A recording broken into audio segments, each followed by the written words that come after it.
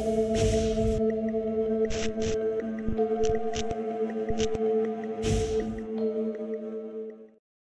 నిశ్శబ్ద గ్రామం సుదూర అడవుల మధ్యలో ఉన్నది. ఇది ఒక పురాతన శాపంతో నివసిస్తోంది. ప్రతి సంవత్సరం ఒక విభిన్న మర్మమయమైన నాదం గ్రామమంతటా వినిపిస్తుంది. ఒక వ్యక్తి పేరును పిలుస్తూ ఉంటుంది. ఆ పేరు వినిపించిన వ్యక్తి అదృశ్యమవుతాడు. కేవలం వారి నీడ నేలపై కాలిపోతూ మిగిలిపోతుంది.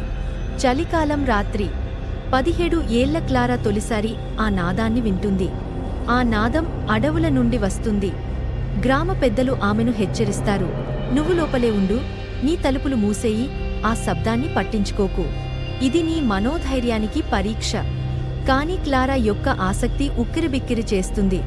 ఒక టార్చ్ లైట్ మరియు తన తండ్రి పాత వేటకత్తిని పట్టుకొని ఆమె అడవిలోకి అడుగుపెడుతుంది. నాదం ఎక్కువగా, వేట్కగా ఆమెను ముందుకు పిలుస్తుంది. తరువాత క్లారా ఒక భారీ పురాతన చెట్టును కనుగొంటుంది. దాని మూలాలు ప్రకృతిలోని మెట్లు మాదిరిగా భూమిలోకి దిగిపోయాయి.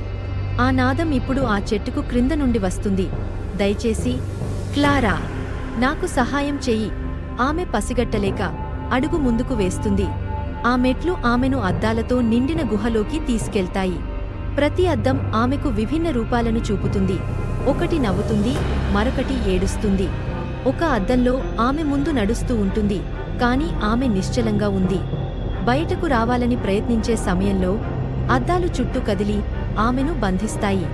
ఆ నాదం ఇప్పుడు కేకగా మారుతుంది. చనిపోయిన చేతులు అద్దాల నుండి బయటకు వస్తాయి, ఆమెను లోపలికి లాక్కుంటాయి. మరుసటి ఉదయం ఆమె కుటుంబం ఆమె గదిని ఖాళీగా చూస్తుంది. గ్రామ చౌరస్తాలో క్లారా నీడ భూమిపై కాలిపోయినట్లు ఉంటుంది. భయం కొరడాతో కళ్ళు తెరిచి ఉంటుంది. ఆ రాత్రి ఆ నాదం మళ్లీ ప్రారంభమవుతుంది.